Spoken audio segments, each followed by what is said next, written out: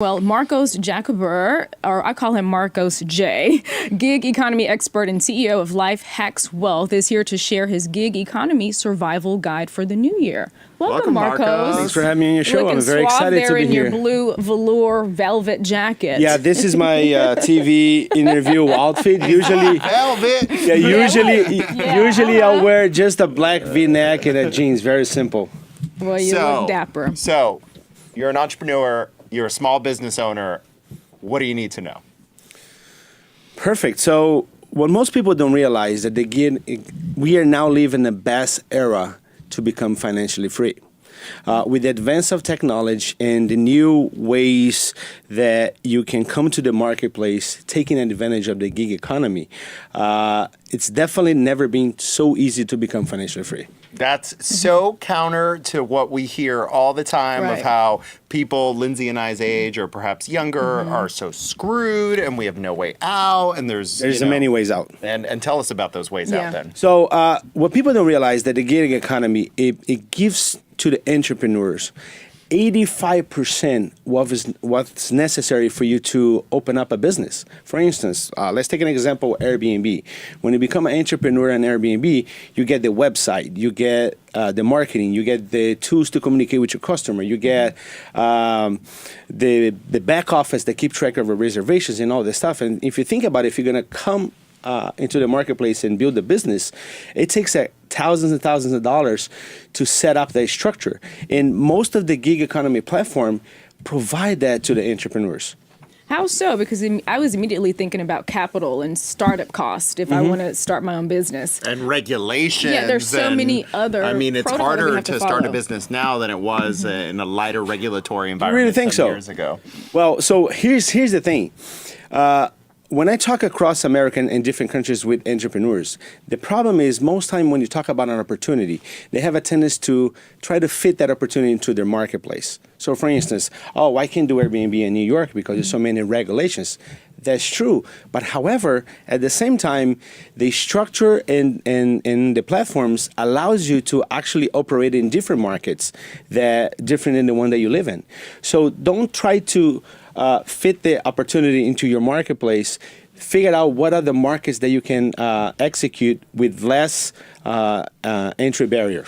Yeah, and that's something I learned. I was recently on a media tour of Israel, tiny country surrounded by people who do not trade with them. And all the entrepreneurs said the same thing. They said, when I start my business, I have to think of business elsewhere because business around me is not enough to sustain me. But I don't think that's just relevant for Israelis. I think that's relevant for anyone, especially if you live in a small town or a small region. You have to think globally for any business. That's true. Very often when I talk to entrepreneurs, they're like, Marcos, this Airbnb idea that you run, 60 properties across the country, you want to get to 300 without buying any real estate. It sounds amazing, but it doesn't work in my town. I say, yes, but you have on your cell phone a platform that allows you to do business anywhere in the world. And if that strategy works here, it will work anywhere. So you would suggest, obviously, using technology.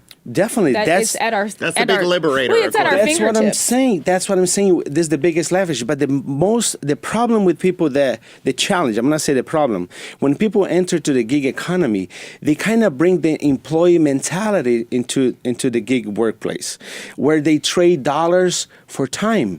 And that's a losing proposition.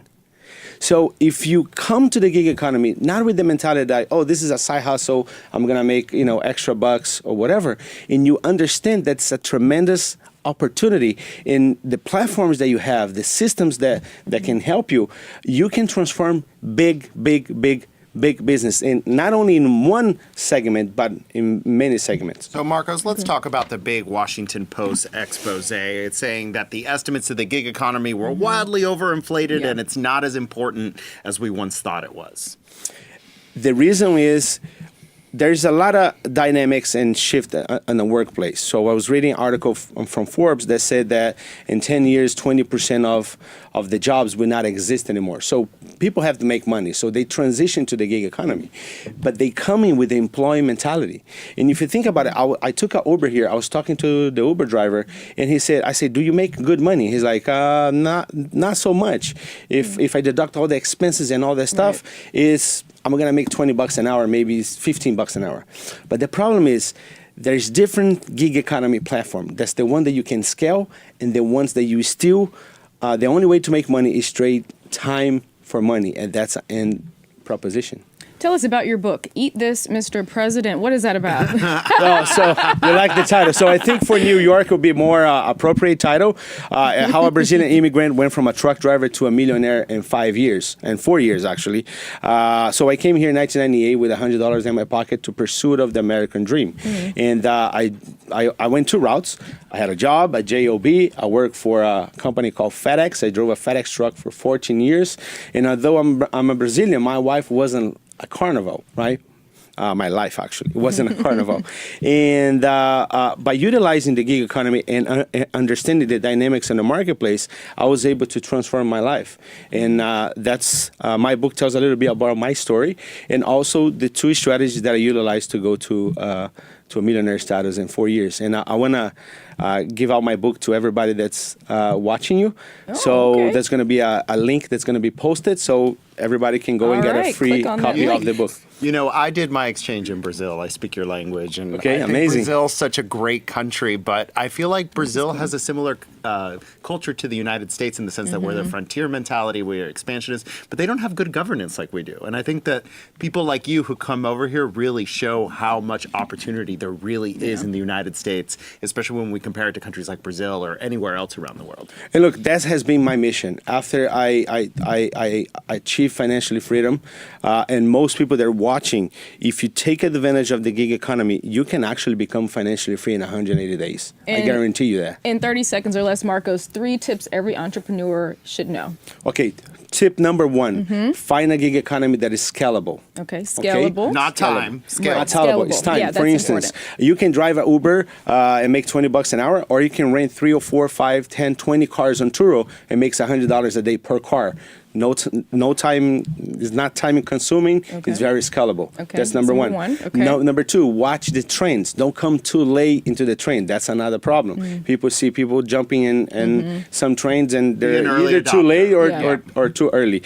And number 3, approach the gig economy as the best business opportunity you can probably find. And the good thing is, once you learn the systems, you can actually create different streams of income, not just in one of them, but in many different platforms. All right. Eat This, Mr. President author Marcos J. Thank you for joining us. Thank you so much for joining us.